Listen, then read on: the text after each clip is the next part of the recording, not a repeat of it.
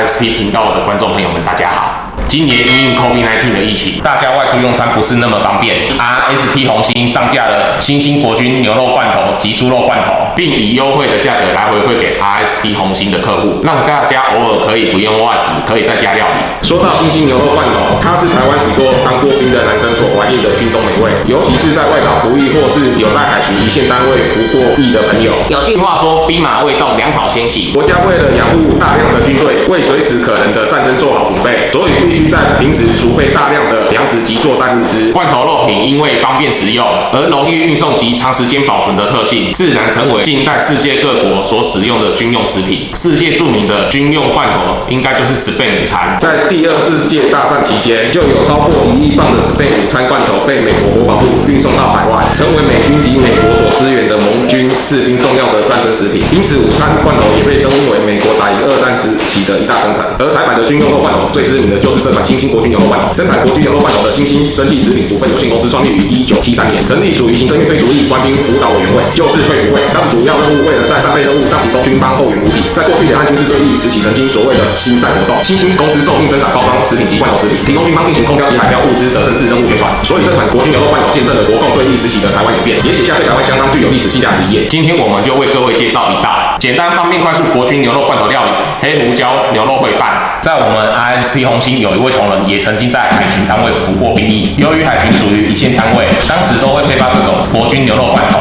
夜间外勤都会有夜点，受到海巡阿兵哥欢迎的就是这一道黑胡椒牛肉烩饭。我们今天就用大罐的815克的牛肉罐头来准备3到4人份的黑胡椒牛肉烩饭。鸡蛋2颗，葱少许，红辣椒少许，玉米笋、蘑菇、青菜、沙拉油、酱油、盐巴、味精、黑胡椒、太白粉1/3碗，国军牛肉罐头815克1罐，热油锅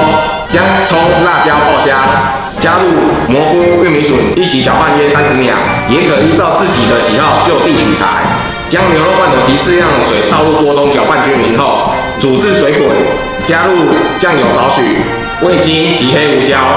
可依个人口味喜好，黑胡椒粉可以多加一点。将鸡蛋打匀，倒入搅拌。接下来就是勾芡，将太白粉在碗里面加入冷水搅拌均匀后，慢慢倒入汤汁搅拌均匀，尝试一下咸淡，加入适当的盐，再放入青菜煮一下，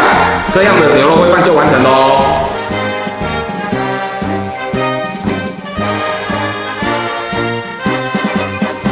哇，我们完成了！看这个牛肉很大块，整个牛肉其实都很多。然后我们现在来试试看看它的牛肉的感觉。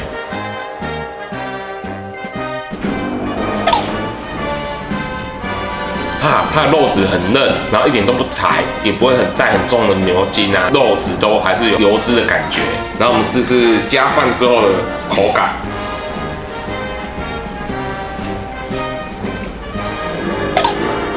黑胡椒，喜欢吃黑胡椒的人，黑胡椒的量可以再多加一点。然后重口味的可以再把那个辣椒啊多加，或者会觉得整个美味啊都会更加的提鲜。今天这个就是我们新兴国军牛肉罐头制作的烩饭过程。喜欢这段影片的朋友，记得订阅、按赞、加分享，打开小铃铛，选择全部通知。喜欢的朋友可以点击以下说明栏的连结。今天影片就到这边，我们下次见，拜拜。